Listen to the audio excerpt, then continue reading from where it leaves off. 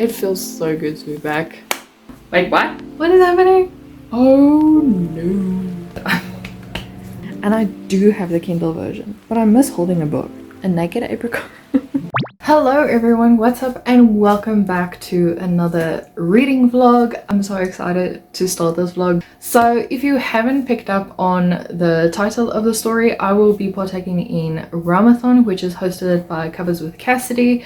I will have everything linked down below if you want to go check out what it's about. I think she says this every time, like a week or two into Realmathon. It's not too late to join Realmathon, so I'm Team Stingers if you want to come join. We have a grand time over on the Discord as well. I'm not a host or anything. I just think, you know, getting more people to Team Stingers might actually just bump up the reading and everything. So yeah, that's exciting. Anyway, so for this week I will be reading 4 books and a little bit of a number 5, but I'll explain that later. The first book is an ARC I received from Second Sky Publishing, and it is Queen of Shadows and Ruin by Nisha J. Tully. If you've been with my channel for a while, you would know that I completely adored the first 3 books in the series. It is about this girl who has been locked up in a sea cottage, and there's magical barriers around her, and she cannot go anywhere. Once she reaches the magical barrier, she just faints, and so the person who looks after her has to take her back to the house, and then he's like, listen, I've told you once, I've told you 100 times, you cannot pass the barrier. And then one day he just disappears, and so she decides she doesn't want to live in this type of confinement anymore, and so she goes to explore the world. And what she discovers is the dark and dangerous world filled with magical beings, and yeah, it's just a fun time. It is also East Asian inspired, so there's a lot of mentions of food and colorful clothing, and yeah, I really enjoyed the first 3 books, so the 4th book was highly anticipated on my list. Then another book I read is Clockwork Angel by Cassandra Clare. This is a buddy read I'm doing with my bestie, and this is part of the Mortal Instruments series, or the Shadowhunter series, apologies, and it's set in the 1800s, and we follow Will, Tessa and Jem. I don't want to give too much away. I will explain it better in my other vlog that will probably go up at the end of the month or at the beginning of April. But yeah, we tackled the series this month, and this is the first book we finished, obviously, because this is the first book in the Infernal Divisor series. But yeah, we read this one. And then I also picked up the biggest brick so far, and it is The Ashes and the Starkest King by Carissa Broadbent. This is the 2nd book in the Nightborn duet duology, and in my mind it is also the last book in the duology, so it counts as finishing a series. You get what I'm saying? Okay. Glad we all agree on this. I read this one as well. This follows a human girl who is living in like a vampire kingdom, and everywhere she goes, you know, she's in danger, and so she decides to partake in the Kajori, which is a set of trials, and if she wins she can then become attached, I forgot what it's called, but she can become attached to her adoptive father so that he can share his powers with her, and so that she will never die. She becomes immortal unless he dies. The first book follows the trial, the 2nd book follows after the trial. There's a betrayal trope in this one and also in the first one, so yeah. And then the last book I complete in this vlog is is 13 by Kelly Armstrong. This is the last book in the Women of the Otherworld series, and this follows Savannah as she tries to prevent this cult called the Supernatural Liberation Movement from exposing supernaturals to the world. Her story starts off in Waking the Witch, and this is like the final story. So if you don't want to read the whole 13 book series, you can obviously start with Waking the Witch, but I would highly suggest picking up the whole series. With that being said, let's jump right into the video because I do a lot of talking. So I'm busy with Queen of Shadows and Ruin by Nisha J. Tully. I don't want to give a lot of spoilers away. Just know that I'm on 23% right now, and I feel like there's a lot of telling in this book and not a lot of showing, which is unfortunate because I really like Nisha J. Tully's writing. I really like the way she writes some of the characters and the way they experience things, but for now it feels like the book was kind of rushed, so we get a lot more telling of the characters, how they feel, like they feel something is going to go wrong. And obviously because this is the 4th book, we know things are going to go wrong. I want to feel the angst that the characters feel. I don't want to be told they feel anxiety. Yeah, they feel anxious because something they know something's going to go wrong. We also know that, but we would like to be a bit more in their head, or I would like to, not we, I cannot speak for everyone. But yeah, that is just the feels I'm getting right now. I feel like it was a rather rushed book to get out. Obviously, because this is an advanced reader's copy, it can change. So I'm not saying this is the final thing. I'm just saying this is how I feel right now. I have it open on my computer because luckily NetGalley has this thing now where you can read on the computer, because for some apparent reason, I'm not as motivated to pick it up when it's on my Kindle. I don't know why. So yeah, hopefully this will just help me push so we can get that over and done with. But I'm trying to aim to get to the maybe 75% mark today because I really need to finish this book. Granted, I have 3 more days left, but I have a few other arcs that I also want to read, and they are also my anticipated reads for the year. And they are 5-star predictions, so we'll see. Also, with regards to Realmathon, I haven't quite figured out which points I want to add to Queen of Shadows and Ruin, because for now, for this week, I want to add points to my team. So for this week, I think for all the books that I read, I will add points, and then for next week, I might deduct points from another team. Good afternoon. It's been several hours later and I have finally finished Queen of Shadows and Ruin.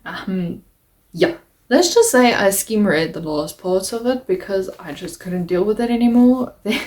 I knew the plot twists that were in there, and it just, I don't know, I felt very meh about this book, so I'm giving it 3 stars as I predicted.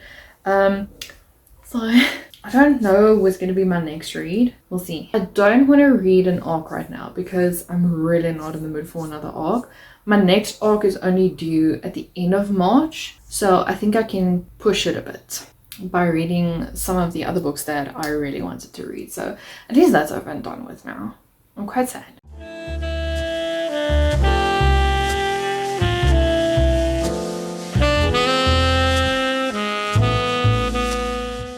So I was thinking, in keeping in line with finishing series I'm in the middle of, not like continuing series, but actually finishing them, I have a book that I want to read.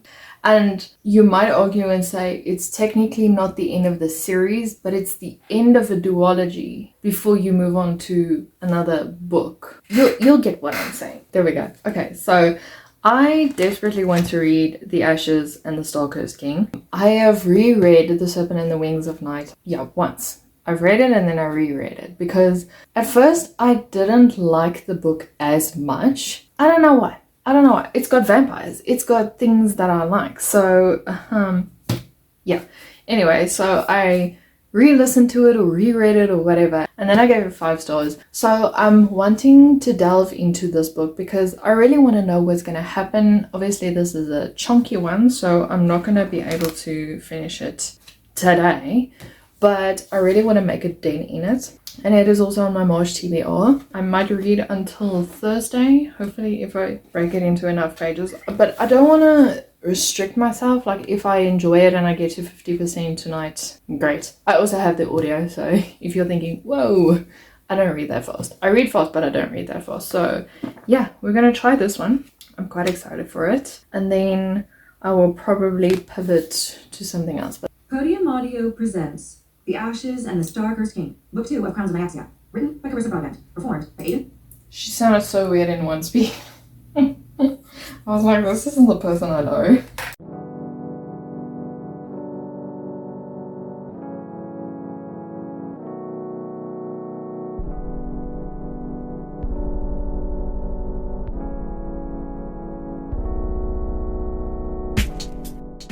I'm sorry, but Carissa Broadbent knows how to write. I don't think I've ever mentioned that I just love her writing. Maybe the king always knew that his greatest love would be his ruination. Maybe he knew at the moment he met her, and how he'd known it the second time he died too. Wait, what? What just happened?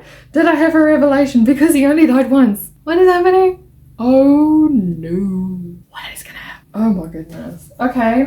But yeah, what I was gonna say, the writing, I love it so much already. I can't believe I gave it 4 stars the first time. Like, what the hell? How dare I give Serpent and the Wings of Night a 4 star? Anyway, moving on.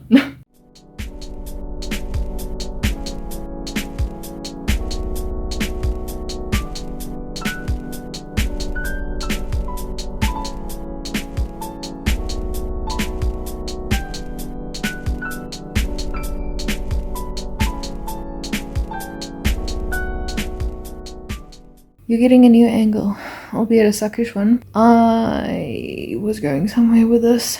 Oh, the book. I am 22% into the book right now. Part 3, Crescent Moon, something as such. Is it Crescent Moon? I think it is. I don't want to lift it too bad because I don't want to crack the spine. So far, I'm enjoying the book. It is reading like a 5-star to me. I'm really enjoying the political intrigue in this. There's a lot of, what's the word I'm looking for? I don't know what the word is I'm looking for, but like people are working together, alliances. That's the word I was looking for. So there's a lot of alliances happening right now. I'm curious to see where we are going. We will be visiting a new territory, I believe, which both intrigues me and makes me very nervous. What I can say about this book is, unlike with Iron Flame or whatever, I don't have that much anxiety. I don't know why. Probably because I know like the main characters aren't gonna die, and the other characters I don't really care about besides Misha. And I know nothing's gonna happen to her because there's another book after this that's about her. So I'm calm. I'm collected. The one character I was excited to see that he's not making a cameo, he's more prominent in the series, is Vale from Six Scorched Roses. So far, enjoying it. I just can't believe it's such a chunky book. It's hurting my wrists so bad. And I do have the Kindle version, but I miss holding a book, you know? It's exciting to read with a Kindle, but there's nothing nicer than just holding a book in your hand and being like, yeah, I completed this thing. So anyway, I'm gonna watch Modern Family, probably finish it, and hopefully my husband comes home soon. His car's at a dealership because the gears didn't want to go into gear. So anyway, so he took it to them today so that they can fix it. And then he let me know the shuttle that's supposed to pick him up at work is taking its time. It's great. And he's also bringing food, so could be a double reason why I'm waiting for him. I could snack on something, but I'm also not sure what to snack on. I did eat, I forgot what you call it. It's not an apricot. A naked apricot? A plum? I think it's a plum. I ate a plum.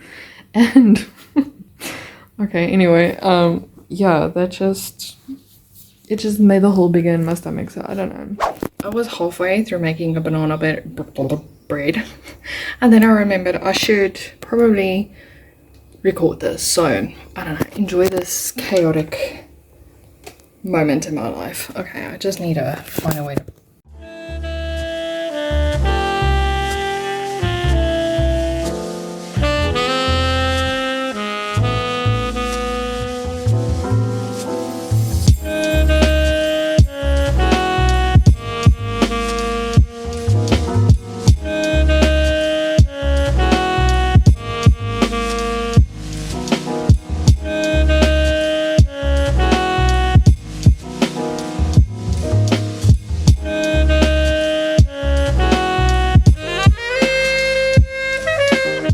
Happy Thursday, everyone. How do you like my new shirt? Look, I'm not done. I'm certainly not done. But I think I'm on 58% right now, like over there. And I made a lot of annotations. The biggest annotation that I make is the point where he says, there she is. And I'm just like, I love this man. I love this man so much. Guys, I'm gonna bombard you with quotes, but just how amazing is this book? Just, it's so good. Wait, there's one. There's another one. Are you ready? He says to Raya, are you going to kill me, princess? And then she goes on this tangent that you already killed him, you know. And he said, I'd spent a lifetime at the tip of your blade and it would have been worth it. And my husband was sitting next to me working, and I was like, contain your kicking, contain your giggling, because he's going to think you're weird. Obviously he knows I freak out about books, but I didn't want to bother him because he was like busy with severe books. Oh, severe books. He was busy with like severe work, so I didn't want to bother him too much. But this one, they're having a ball and someone keeps bothering Araya, and he comes to them and he's like, she's mine. He said, I don't share. And I'm like, oh, I cannot explain to you how much I love Rain. The things he would do for Araya is melting my hot. I'll probably finish today, more so in the afternoon, because I read up until page 200 on Tuesday, and then yesterday I read up until page 426, or 25. So I think I can finish the rest today, and then I don't know if I want to continue with the Songbird and the Hot of Stone, because I know it's following other characters, but I just love Carissa Broadbent's writing. Like, you know when you read a Sarah J Maas book and you're like, oh, I'm home, you know? This is the feels that also gives me. Like, I just love the writing. The writing sucks me in, and it's not, I wouldn't say flowery, but it's in that way where it just draws you in and makes you feel comfortable and you can understand everything that's going on. And I don't know how to explain this, but I'm enjoying it. Hey, I just realized the shirt washes. Yeah, okay, it washes me out. But at the same time, I am like completely obsessed with it. Once I wash it, it's on me. Anyway, also excuse the hair. I've been sitting under the fan because it's severely hot today. I finished The Ashes and the Stargurst King. I didn't update a lot, mainly because it's the second book, so I didn't want to dive deep into spoilers and whatnot. I did figure some of the bad guys out, but I wasn't sure about the others, so they came as a surprise to me. And what else was there? Oh, my obsession with the words "there she is" like, yeah, I underlined them all. I know there is one that I missed, but I'll find it one day and I'll go through it again. And I'm just, I love this book so much. So it's 5 out of 5 stars. It's wonderful. I cannot gush enough about this book. And now I think for the last book in this vlog, hold on, let me go get it. I think it is finally time for me to finish the Women of the Otherworld series. The series is a series of urban fantasy where we follow werewolves, witches, angels, necromancers, half demons. It's a whole array of mess. But yeah, we follow them, and in this last book it's basically clashes between the supernatural and an organization called the Supernatural Liberation Movement, and they are trying to reveal supernaturals to the world. And there's a lot of supernaturals that believe that this is not a good idea, but there's also the supernaturals that they are younger and they don't know the dangers this is going to put them in, you know, like science experiments and all those kinds of things. So I did start this in November, I think. I did read the book before this as well, and I devoured that book. And then when I picked this one up, I got to page 137, and then I was like, I don't want to read because I'm scared. I'm very scared as to what's going to happen. And so I bit the bullet and I bought the audiobook, because I know if I listen to the audiobook, I'm going to get through it faster. If it's not an audiobook, I usually put it down because I just don't want to feel the emotions. So I'm gonna start this over. Even though I have a vague memory of what happened in this book, I want to start over and I want to experience everything. This is going to be my last read for this vlog, and hopefully I love it. I really hope I do. So